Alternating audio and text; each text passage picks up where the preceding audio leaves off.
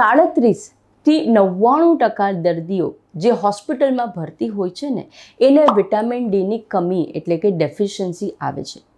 અને આ vitamin ડીની deficiency એટલી બધી બીમારીઓ સાથે સંકળાયેલી છે, ચાહે એને ડાયાબિટીસ લઈ લો કે થાઇરોઇડ લઈ લો કાં તો વજન વધવાનો પ્રોબ્લેમ, આ બધી જ કન્ડિશનમાં વિટામિન ડીની કમી બહુ જ વધતી ચાલી છે.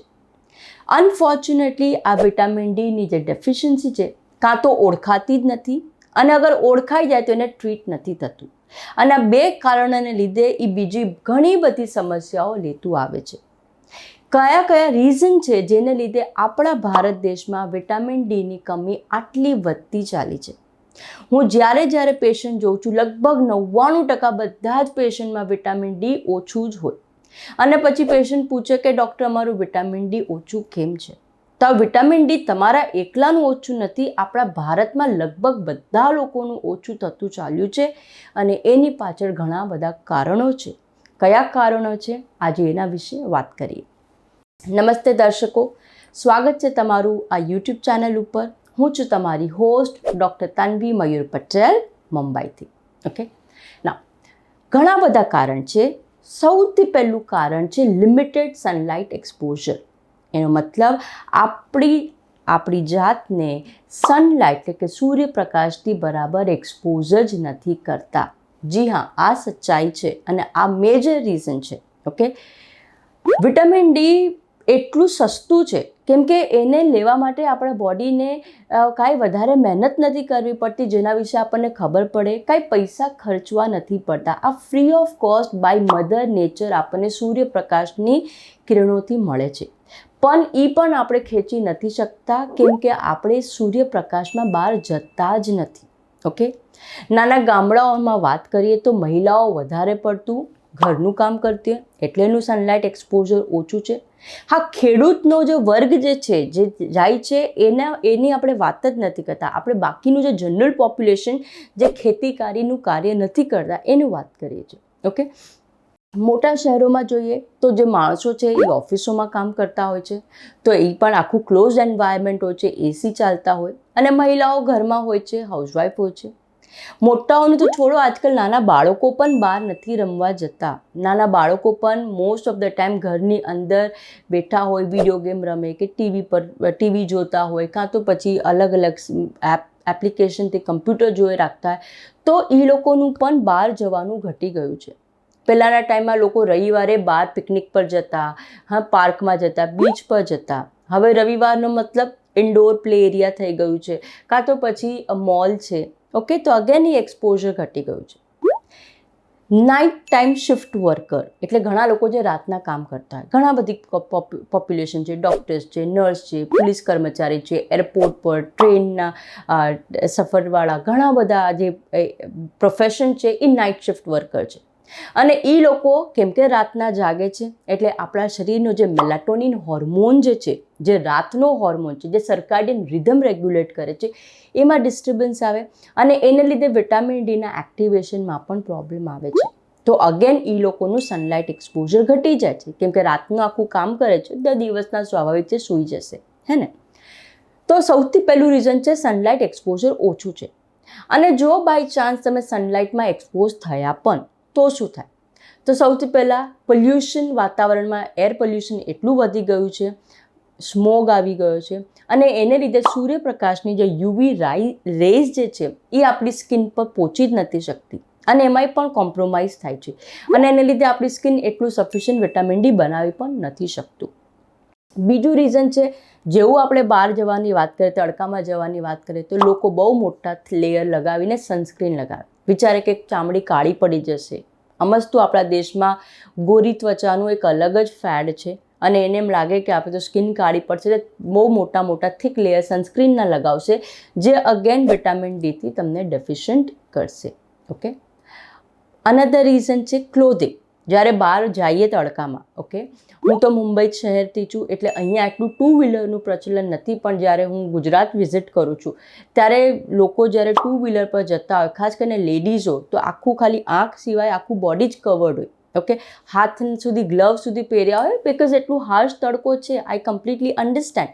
બટ એ એટલા જ્યારે તમારી બોડી ક્લોથથી કવર્ડ છે તો તમે સનલાઇટમાં હશો ને તો પણ તમારે એટલું સનલાઇટનું તમને એટલો ફાયદો નહીં થાય અને વિટામિન ડી તમારું ડેફિશિયન્ટ રહેશે.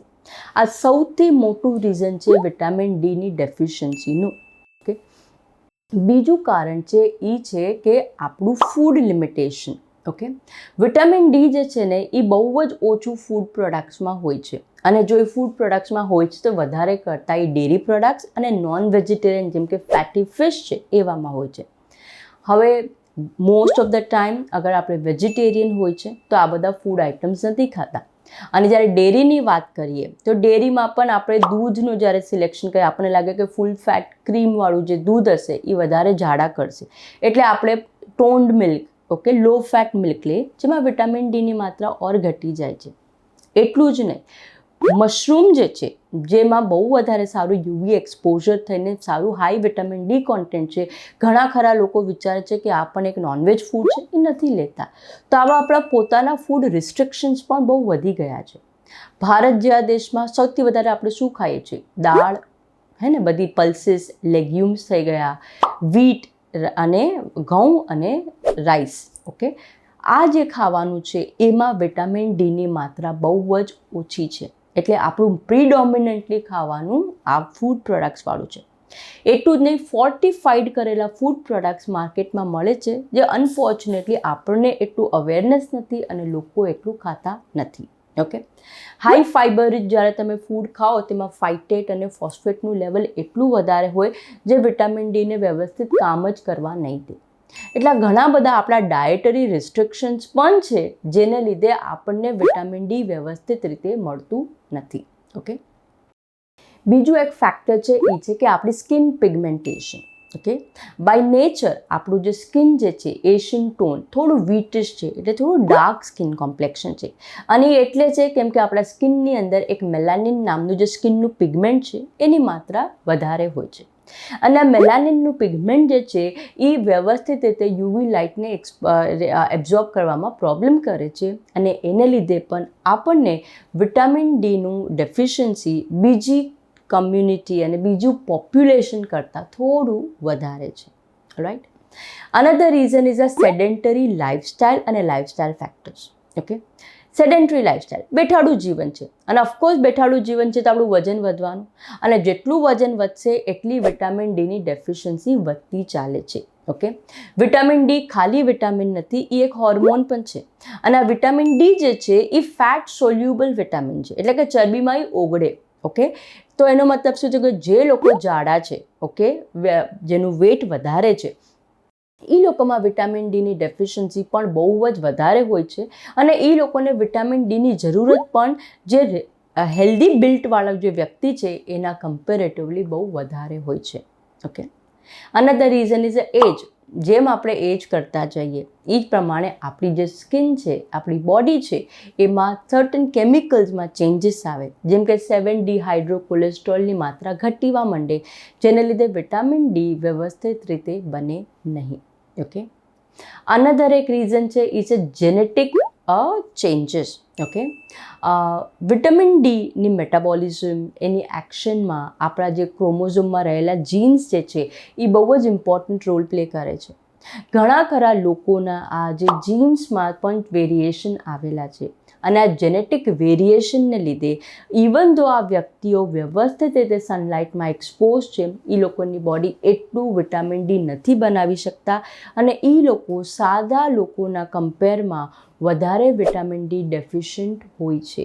ઓકે, તો આવા ઘણા ખરા એવા બધા ફેક્ટર્સ છે જે બહુ ઇમ્પોર્ટન્ટ રોલ પ્લે કરે છે આપણા વિટામિન ડી ડેફિશિયન્સીના સ્ટેટસમાં. Okay, another reason is a pregnancy and lactation.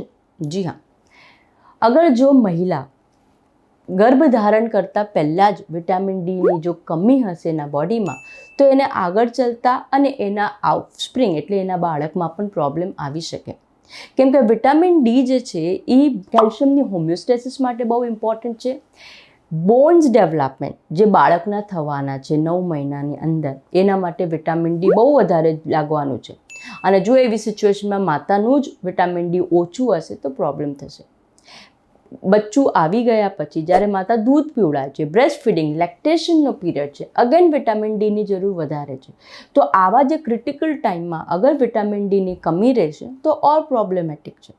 અને ખાસ કરીને જ્યારે પ્રેગ્નન્સી પ્લાન ન કરી હોય, તમારી બોડી પ્રિપેર છે કે નહીં એનું પ્લાનિંગ નથી કર્યું, કાં તો પછી તમે unplanned pregnancy back to back એટલે એક પછી એક તરત પ્રેગ્નન્સીઓ કરવા માંડ્યા છો, તો એના લીધે પણ બોડીમાં વિટામિન ડીની ડેફિશિયન્સી બહુ મોટાપણે વધતી જાય છે.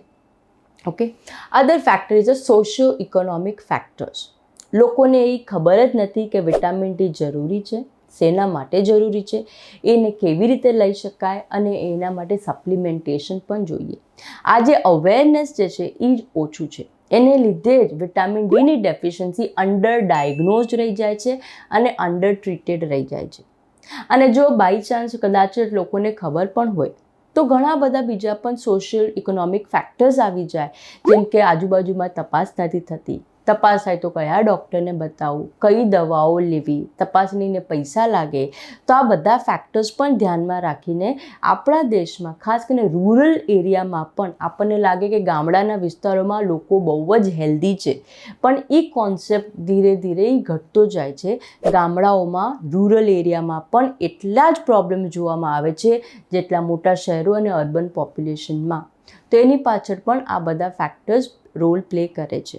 ઓફકોર્સ આ વિડીયોમાં ક્યાંય પણ મેં અગર તમારી બોડી ઇનફ સનલાઇટથી એક્સપોઝ છે તો ડેફિનેટલી તમને ઇનફ વિટામિન ડી હોઈ શકે. Okay, but again A population હવે દિન પ્રતિદિન બહુ જ ઘટતું ચાલ્યું છે. ઇવન નાના નાના ગામોમાં પણ વિટામિન ડીની ડેફિશિયન્સી બહુ જ કોમન છે. ઓકે, તો જો અગર તમારા રિપોર્ટમાં વિટામિન ડી ઓછું આવ્યું હોય તો તમે તમારી લાઇફસ્ટાઈલને ડેફિનેટલી એક વખત ઇન્ટ્રોસ્પેક્ટ કરજો કે આમાંથી મારે શું ચેન્જીસ કરી શકાય.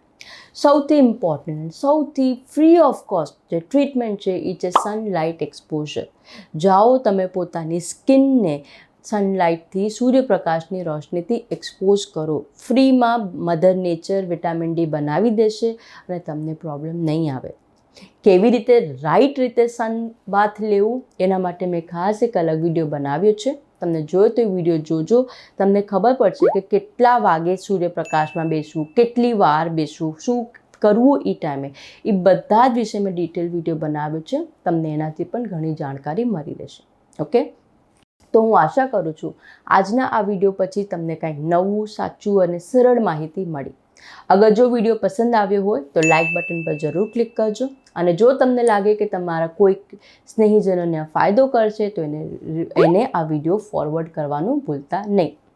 અને જો તમારા પોતાના નિજી સવાલ હોય, પોતાના સવાલ હોય જેનો જવાબ તમને જાણવો હોય તો નીચે કોમેન્ટ બોક્સ છે, એમાં તમે તમારો સવાલ લખી શકો છો. ઓકે, ઘણા લોકો પૂછે છે ડૉક્ટર તમે ક્યાંથી છો? વેલ, મારું ક્લિનિક મુંબઈમાં છે અને જો તમારે અહીંયા આવવું હોય તો મોસ્ટ વેલકમ. અને જો એ સુવિધા ન હોય તો ઓનલાઈન કન્સલ્ટેશનના માધ્યમથી પણ તમે અમને રીચ આઉટ કરી શકો છો. અને ઓનલાઈન કન્સલ્ટ કરવા માટે એક નંબર આપું છું જેના પર તમે વોટ્સએપ કરીને મારી એસિસ્ટન્ટથી એપોઇન્ટમેન્ટ લઈ શકો છો. ઓકે, નંબર છે 9987829999 એટલે કે 99 ઓકે 87 82 99 99. ઓકે, આપણે પાછા મળશું કોઈ એક બીજા અગત્યના વિડીયોમાં. ત્યાં સુધી તમે તમારા સ્વાસ્થ્યનો ખ્યાલ રાખો. નમસ્તે.